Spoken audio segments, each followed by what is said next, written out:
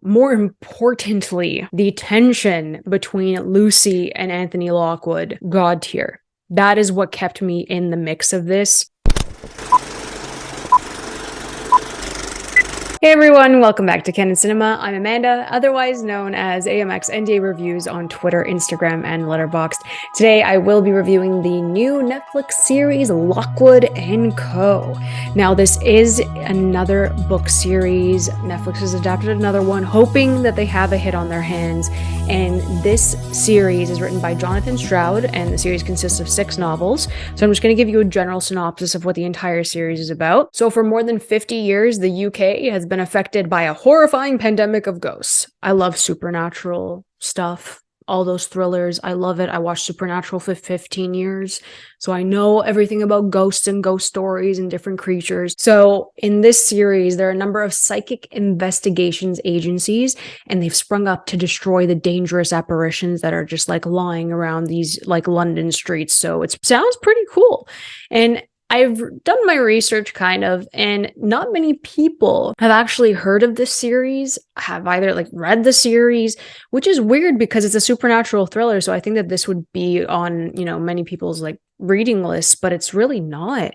And I think it's like a little niche group of people that have read this series and love it so much. And that's why I think that it's going to do extremely well on Netflix. It's not as big as Shadow and Bone, but I think that it'll be on that level of like a fan base really appreciating this. So the series, this first season, which consists of 8 episodes, nice and tight. I'll get into that after, but 8 episodes, if you can make this a very tight storyline, not really that much filler, and it just keeps flowing into the next episode, kind of like Shadow and Bone did, I am a happy camper, but I'll get into that after. So this series is about a tiny startup run by 2 teenage boys and a newly arrived, supremely psychically gifted girl, and this renegade trio destined to unravel a mystery that will change the course of history. So that's just this first season. That sounds like a lot to jam pack in like 8 episodes, but they managed to do it. They really do. Like any good book series, there's always a trio. I know we have our golden trio, but here we have Lucy Carlisle, played by Ruby Stokes, who is fantastic in this. Then we have Anthony Lockwood, obviously the leader of Lockwood Co, played by Cameron Chapman. And then we have George, his right-hand man, George Kareem, played by Ali Hadj-heshmati, and I hope that I pronounced that correctly. So you have the 3 of them, and they all have different backgrounds. They all have different strengths, which is amazing too. So essentially everyone that works within these agencies to stop these apparitions, they have powers. They're able to like touch a certain object and kind of connect with the spirit that's in there. They're all like equipped in combat. They use swords, which I really like. The fencing aspect is really cool when it comes to the action. It's just different. And like any supernatural thriller that you have to deal with ghosts, of course, we're used to like, okay, grab the salt, grab the cross, like all of that stuff. They have different guidelines, which are really interesting in kind of, putting the ghost away, cleansing the spirits and stuff like that. They use like, the source. You have to go back to the source, whether it's like a ring or like, their corpse basically with their bones. And they put like a veil over their, the original piece that the spirit's tied to, which is completely different than what we're used to. So I kind of like the guidelines as well, that it's different and it's not like that repetitive.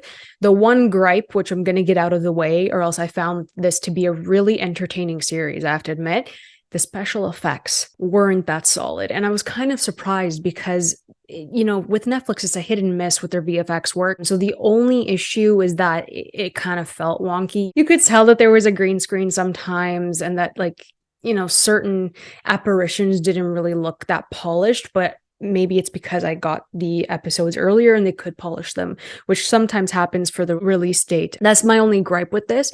Or else the 3 of them, the trio, their chemistry is really strong. More importantly, the tension between Lucy and Anthony Lockwood, God tier. That is what kept me in the mix of this. It's a budding friendship, budding relationship, whatever you want to call it. Again, I haven't read the books, nor will I spoil the series for you, but I think that their connection, because they've both been through so many things, that they understand each other, but they don't have to say it either. So it's more of a feeling. It's a deep emotional connection between the 2 of them. And within each episode, their backstories are revealed to each other. a bit more. And it's not like it bombards you with this backstory or it's like plenty of exposition. I don't think it's like that. It's a really even balance of like give and take and asking each other questions. And even with George, he has a really important arc in this as well. And I think that by the end of this season, these characters are all in different places, especially with each other in regards to how much they trust each other. And I love that because obviously Lucy's starting out with Lockwood Co. They don't really know each other that well. And the way that Anthony does things kind of like off the wall and all over the place, but they kind of get used to, their strengths and their talents, and more importantly, their flaws. So I think that they find their flaws in each other and they try to help each other out as much as possible. And then they really start to trust each other as a team. And that's what I like the most about Lockwood Co. is the growth of these characters by the end of the season. And it's only season 1. The other thing, the setup of this world, the world building is quite good. I'm very excited to see, hopefully, fingers crossed, that we do get a second season of Lockwood Co. Because again, these book series being adapted, there's so much material.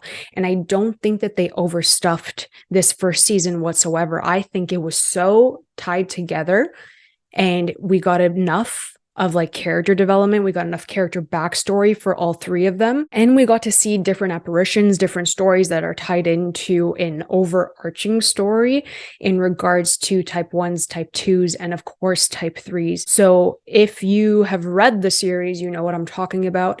If you haven't read the series, with this television show, there are different types of apparitions. There are different types of spirit worlds that can connect with certain people from the land of the living, basically. So you have different ways to connect with these spirits, which is a very interesting aspect of this world. So I think that they did a great job in explaining certain things. I think it'll stick out to audience members. Of course, Lockwood Co., they're not the only investigators. There are many other investigators. There are people that work with Fitz, who's like the main agency that works with the cops, basically. So there's always like a bit of a competition, healthy competition, back and forth, really good banter. But all of these characters are really rich. They're rich, not in money, even though they are. I'm just saying that there's so much depth to these characters. And I feel like every single person got their time to shine. Lucy. I read that the book is in her perspective. And I do think that not having it in her perspective for the actual series was a smart choice, because then you get a little bit of everyone. So in this case, you're getting a piece of what like Anthony Lockwood's thinking, what Lucy's thinking, and what George is thinking. And I think that that's the only way to push forward this dynamic, because you're not reading. You have to remember that this is like a live action. So you have to kind of show everything a bit more than having the internal monologue running with a voiceover. So I think that they did a really good job. I haven't read the series, but I do think that they've taken, the bulk of certain mysteries that was in, I think the first one, The Screaming Staircase, is the first book. And I don't know if they just like loosely pick stuff up for this adaptation. I'm not 100% sure, but I do think that they took the bones. They took the bones of this first book to set the tone, more importantly, to bring us into this world that they've created. And I think that it's a really strong series. I kind of want a season 2. I would love to have a season 2. So please, everyone, stream Lockwood Co. when it comes out on the 27th, I believe, this Friday. So definitely check it out. The one thing that I have to say is that I love the theme music. The score is really good and it's catchy. I was like jamming to it by the end of it. The score is really good. I loved everything about it. It didn't drag. There wasn't like unnecessary episodes or, it didn't run on for too long. I think the crisp 8 episodes where you don't have to like prolong it just for the heck of the 10 episodes, you didn't need it for this. And I think that's why Shadow and Bone and Lockwood Co., they're going to go hand in hand here, because they kept everything tight. So right now for Lockwood Co., I'm sitting at like an 8 out of 10. I really enjoyed it. I think those who have read the book series are going to be really happy with it. And I think that people who love like supernatural, like and fantasy stuff, they're going to appreciate this new series and kind of get lost in the world with these 3 characters. And I think that Anthony and Lucy's connection is going to bring in a lot of viewers, because I do think that it's just rare to have that level of chemistry and tension sometimes in a new series. And I think they really nailed it. You can see the longevity here. There's so much that you could do. They did set up certain things, which I'm not going to spoil for you guys, but they left it open-ended, and I really hope that this gets a second season. I really enjoyed it. So please let me know if you've actually read Lockwood Co. I would love to hear your thoughts about it. I really did enjoy this, so let me know if you guys are going to watch Lockwood Co., how you feel about the book, and if you do end up seeing this review later on when you finish the series and you've read the book, let me know comparison-wise if the series was better than the books, and vice versa. Obviously the books are like way more detailed. I completely get that, but let me know if they've missed anything, if they did a better job in the series, all that jazz. Just let me know in the comments below. If you enjoyed this review, please like and subscribe. You can always follow me over at AMX NDA Reviews on Twitter, Instagram, and Letterboxd. I'll catch you guys next time. Keep watching movies.